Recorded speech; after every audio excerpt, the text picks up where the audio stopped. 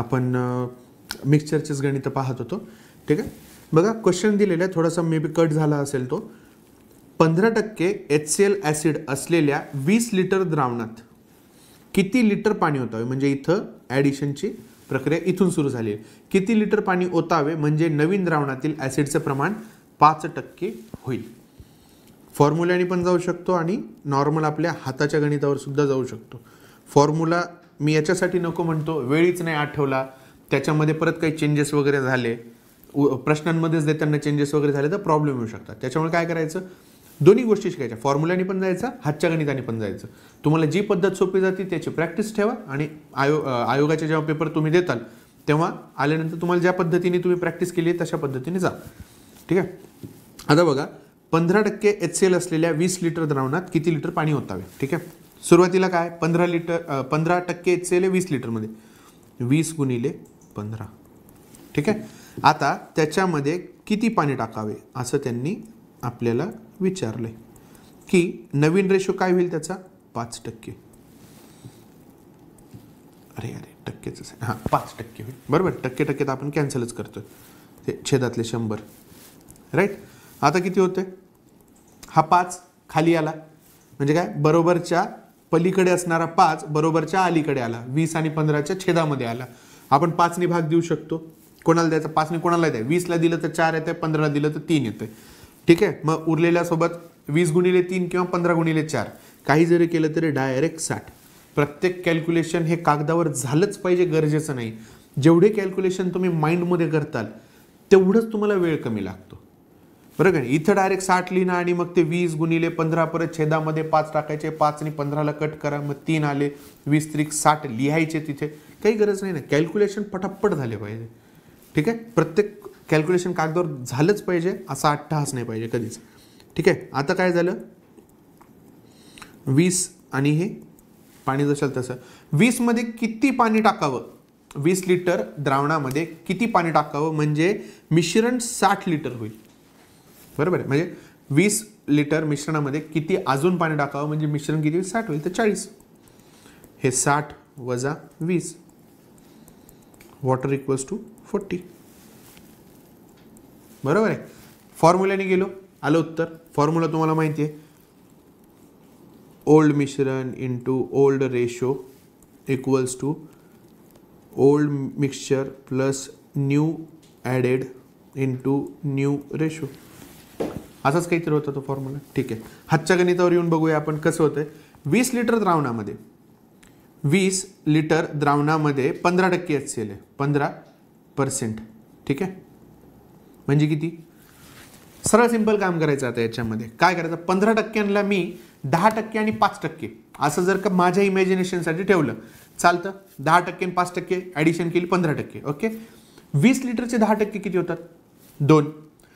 20 लिटरचे जर का 10% 2 होतात तर त्या 10चाच अर्धा 5 आहे ना, मग त्या 2चं पण अर्धा करा, तो किती झाला 1. 2 लिटर आणि 1 लिटर किती झाले 3 लिटर.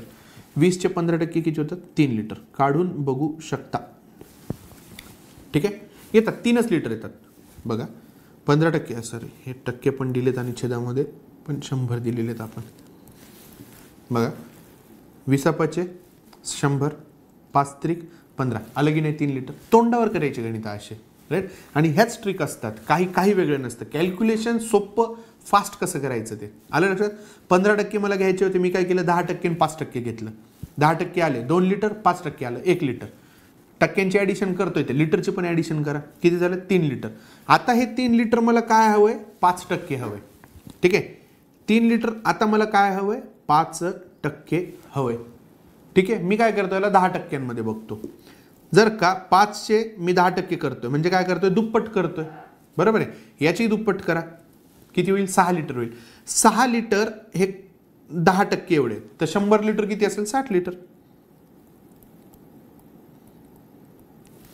काही अवघड आहे का, काहीच नाही. ही इथं दुप्पट केली आणि इथं 10 पट केली आहे, इथं दुप्पट केली आणि इथं 10 पट केली. 60 लिटर मला मिश्रण हवंय, पण सध्या माझ्याकडे 20 लिटर आहे, तर किती लिटर टाकावं लागणार आहे मला 40 लिटर. झालं, हे हातचं गणित झालं.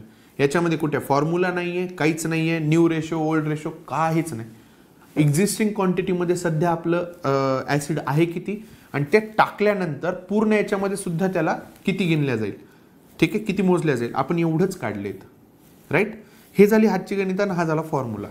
आता अशा टाईपचे जर का क्वेश्चन आले तर आय होप तुम्ही लवकरात लवकर सोडवता. दोन्ही ठिकाणची प्रॅक्टिस राहू द्या तुम्हाला, ठीक आहे, फॉर्म्युल्याची पण आणि हातच्या गणितांची पण, की म्हणजे हातच्या गणित म्हणजे विदाऊट फॉर्म्युला, ठीक आहे. आपण हां याचं एक उदाहरण घेऊया. समान आकाराचे दोन पेले आहेत,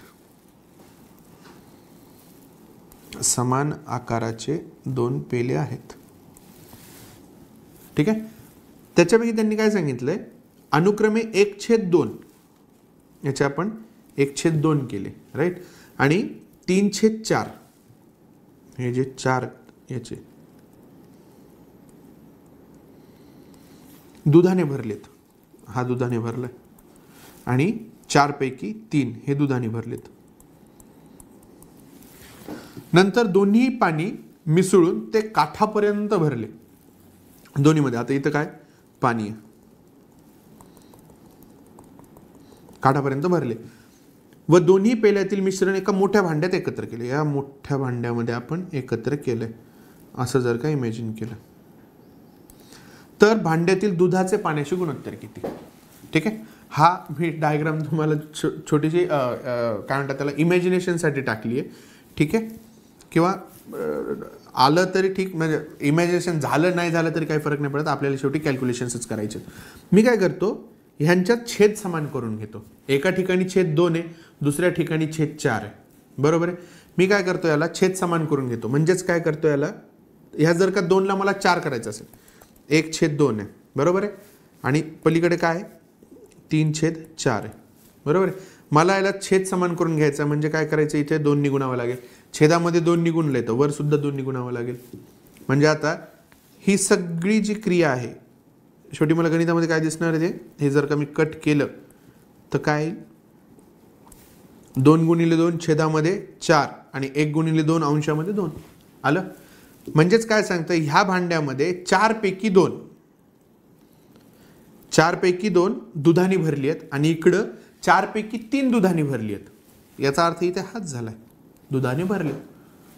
4 पैकी 2, 2 पैकी 1 म्हणजे 4 पैकी 2, 6 पैकी 3, 8 पैकी 4, 10 पैकी 5, रेशो तोच राहणार आहे, अर्धाच राहणार आहे. जेवढे छेदामध्ये असतील त्याच्यावर अंशामध्ये अर्धेच राहणार, ठीक आहे. इथे 2. आता मला सांगा पूर्ण क्वांटिटी मिळून किती झाल्यात. इथं 4 युनिट आहेत, 4 कप्पे, इथे पण 4 कप्पे, मिळून किती झाले 8 कप्पे. इमॅजिन करू आपण इथं, ठीक आहे. नको थोडंसं वर घेतो मी, तुम्हाला दिसेल, हे इथे घेतो.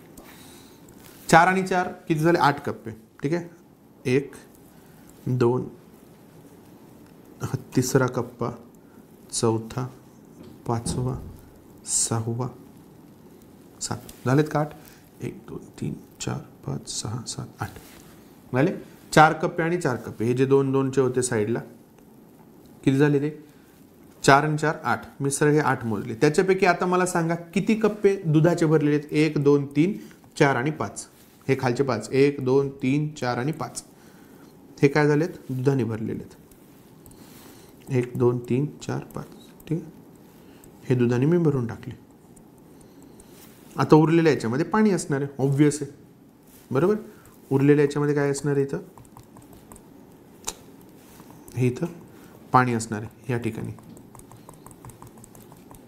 ठीक आहे. असं दूध आणि पाणी असं वेगवेगळं तर नाही दिसणार तुम्हाला, मिक्सचर असेल, पण आपण ते आपल्या अंडरस्टँडिंगसाठी करून घेतलं, ठीक आहे. आता काय झालंय बघा, 5 दुधाचे आणि 3 पाण्याचे लिहू शकतो मी इथे, काही हरकत नाही आहे, ठीक आहे. 5 दुधाचे आणि 3 पाण्याचे, तेवढंच विचारले त्यांनी आपल्याला इथे. तर दुधाचे आणि पाण्याशी गुणोत्तर काय 5/3, 5/3 एवढंच आहे बघा. आता जर का अख्खी ही डायग्राम मिटवली मी, ठीक आहे, तर काय केलं आपण इथे, सगळ्यात पहिले छेद समान करून घेतला. छेद समान करून घेतल्यानंतर फक्त त्यांचं इथे आपण गुणोत्तर काढलं. कसं काढलं तेही सांगितलं तुम्हाला. 4 पैकी 2 आणि 4 पैकी 3 म्हणजे दूध मिळून किती झालं, ह्या 4 मधले 2 घेतले, ह्या 4 मधले 3 घेतले, 2 आणि 3 5 झाले, होते किती 4 आणि 4 8. 8 पैकी जर का 5 दुधाचे असतील तर उर्वरित 3 हे पाण्याचेच असणार आहेत भाग, तेवढंच काढलं आपण, ठीक आहे. याच्यासाठी कुठला फॉर्म्युला पण लागत नाही, काहीच नाही. यालाच म्हणतात हातची तोंडावरची गणित आहे, जी पटापट काढल्या जातात. ओके, चला अजून एक उदाहरण घेऊया आपण. ओके, 60 लिटरच्या एका मिश्रणात ॲसिड व पाण्याचे गुणोत्तर 2:1 आहे. जर ॲसिड व पाणी यांचे गुणोत्तर 1:2 हवे असेल तर किती लिटर पाणी मिश्रणात मिसळावे लागेल? किती लिटर पाणी मिसळायचं? ॲसिडचा काही चेंज झालेला नाही. ठीक आहे, 60 लिटरच्या एका मिश्रणामध्ये ॲसिड व पाण्याचं गुणोत्तर 2:1 आहे. बरोबर, 2 आणि 1 किती झाले? 3. माझ्या 3ला तो काय म्हणालाय? 60 लिटर म्हणाला. माझ्याकडे रेशो मिळून किती झालाय? 3. त्याच्याकडे लिटर मिळून किती होत आहेत? 60. तर ॲसिड काढून घेऊ आपण. 2 म्हणजे किती? किती झाले? 40. ठीक आहे, आणि जर का आपल्याला पाणी काढायचं असेल तर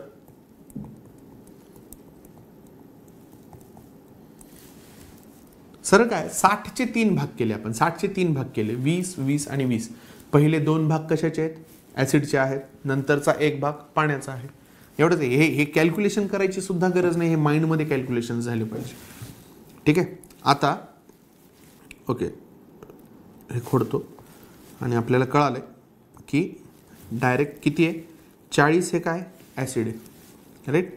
आणि 10 हे काय? पाणी. सॉरी 10 नाही, 20. 20 हे काय आलं? पाणी आलेलं आहे. आता ते काय म्हणत आहेत की हा 40ला 1% झाला पाहिजे. 40 म्हणजे 1 पट. तर 40च्या दुप्पट किती असेल? 40 म्हणजे जर का 1 पट असेल तर 40च्या दुप्पट म्हणजे किती? 40 ही 1 पट असेल तर 40च्या दुप्पट 80 असेल. बरोबर आहे. ऑलरेडी पाणी किती आपल्याकडे? 20. ते आपल्याला पाणी वाढवून किती करायचं आहे? 80. म्हणजे पाणी किती वाढवावं लागेल? 60 लिटर. 60 लिटर पाणी. किती लिटर पाणी मिश्रणात मिसळावं लागेल? 60 लिटर. हे झालं याचा आन्सर. कसं काढलं? फॉर्म्युला लागत नाही इथे. ठीक आहे, तुम्हाला फक्त विचार करून आन्सर काढायचं एवढंच, आणि काहीच वेळ नाही लागत. एवढं जरी केलं आपण, 60 लिटरच्या एका मिश्रणामध्ये ॲसिड व पाण्याचे गुणोत्तर 2 असतील म्हणजे 60चे 3 भाग करा. पहिले 2 भाग कोणाचे असतील? ॲसिडचे, 1 पाण्याचा. तो निघाला 40 आणि 20. हा 40 जशाला तसा ठेवायचा आहे. 40ला 1 जर का म्हणलं तर 2 कोणाला म्हणायचं? 40च्याच दुप्पट, 80ला. 80. ऑलरेडी पाणी 20 होतं, त्याला 80 करायचे, 60 लिटर पाणी. काहीही फॉर्म्युल्याची गरज नाही. ओके, अजून एक गणित बघूया आपण. बहुतांश आणलेली सगळी. हे 7वं गणित असावं, कारण की 7 क्वेश्चन्स आणले होते मी याच्यावरचे. ओके, बरं. आता पाणी आणि ॲसिड, पाणी अल्कोहोल, पाणी वाईन बघितलं आपण, सगळे झालेत. आता त्यांनी सोने आणि चांदी आणलेले. एका अंगठीत सोने व चांदी यांचे प्रमाण 76:24 आहे. दुसऱ्याच अंगठीत सोने व चांदी यांचे प्रमाण 48:52 आहे. जर दोन्हीही अंगठ्या वितळून एकच मोठी अंगठी तयार केली तर नवीन अंगठीत चांदी व सोने प्रमाण कसे राहील? एक गोष्ट लक्षात येते तुम्हाला की मला माहिती आहे इथे 4ने भाग जातो. 76 आणि 24ला दोघांनाही 4ने भाग 100% जाणार आहे. बरोबर आहे. इथे कशाने भाग जाईल? इथे सुद्धा 4ने भाग जातो. ठीक आहे, देऊन घ्या, नाही दिला तरी फरक नाही पडत. पुढे ॲडिशनमध्ये ते 4ने भाग जाणारच. ठीक आहे, कसं ते बघूया आपण. 76 आणि 24 किती होतात? 100. बरोबर आहे. 48 आणि 52 किती होतात? 100. रेशो माझा सेम झालेला आहे. मग मला परत आता रेशोमध्ये काही चेंजेस करायची गरज नाही. ठीक आहे, इथे जर का 50 झालं असतं, सॉरी इथे जर का 50 झालं असतं आणि इथे जर का 100च राहिलं असतं तर मी याला दुप्पट करून 100 केलं असतं. बरोबर आहे. इथे जर का 50च राहिलं असतं, ठीक आहे, इथे जर का ह्या रेशोची बेरीज जर का 50च आली असती आणि ह्या रेशोची बेरीज जर का 200 आली असती तर मी याला काय केलं असतं? 4 पट करून घेतलं असतं. ठीक आहे, आणि मग 200 केलं असतं. 4 पट करून काय केलं असतं? 200च केलं असतं आणि मग गणिताच्या पुढची सुरुवात केली असती. पण ऑलरेडीच आपल्याला जर का रेशो सेम दिलेले आहेत त्यांनी, तर कशासाठी उगाच टेन्शन घ्यायचं नाही का? सो आपण काय करूया आता? ओके, ह्या दोघांची बेरीज किती आली? 76 आणि 24 100. 76 सांगितलं आहे आपल्याला गोल्ड, आणि सिल्वर किती सांगितलं आहे? 24. त्याच्यानंतर परत इथे किती सांगितले 48 आणि 52. यांना जर का इथेच तुम्ही 4ने भाग दिला तरीही चालतं, ॲडिशन करून जरी 4ने भाग दिला तरीही चालतं. ठीक आहे. 8 आणि 6 14 4 हात चाला 1 7 आणि 4 11 आणि 12 बरोबर. आणि 2 आणि 4 6 आणि 5 आणि 7. याला आता 4ने भाग द्या, काही फरक नाही पडत. देऊन बघूया आपण. 4ने भाग दिल्यानंतर किती होतं 31 राईट. आणि इकडे 80ला 4 कमी म्हणजे 19 बरोबर आहे. 9 चौक 36 आणि 40 बरोबर. हे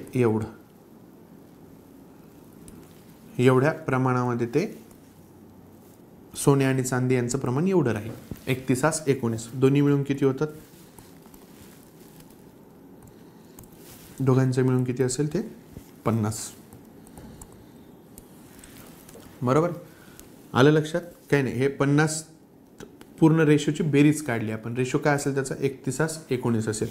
आता मला असं वाटतं की मिश्रणवरचे सगळे गणित आपण बघितले, फक्त मिक्सचरवरचे. ॲलिगेशनवरचे बघायचे राहिलेत अजून. ते मी तुम्हाला सांगेल की मीन प्राईज आणि ते चिपर अँड डेअरर प्राईजमध्ये कसं काढता येईल. ते ॲलिगेशन पार्ट थोडासा वेगळा पडतो, तो रेशोमध्ये येत नाही म्हणून मी त्याला घेतलं नाही, तो फ्रॅक्शनमध्ये येतो. ठीक आहे. फ्रॅक्शन पण आपण शिकलेलो आहोत, पण मला असं वाटतं की एकदा सगळे ह्या रेशोवरचे सगळे गणितं झाल्यानंतर मग मी ॲलिगेशनवरचे गणितं घेईन. आत्तापुरतं आपण मिक्सचरला फुल स्टॉप देऊयात. पुढच्या लेक्चरपासून आपण पार्टनरशिपवरचे गणितं बघूयात. धन्यवाद.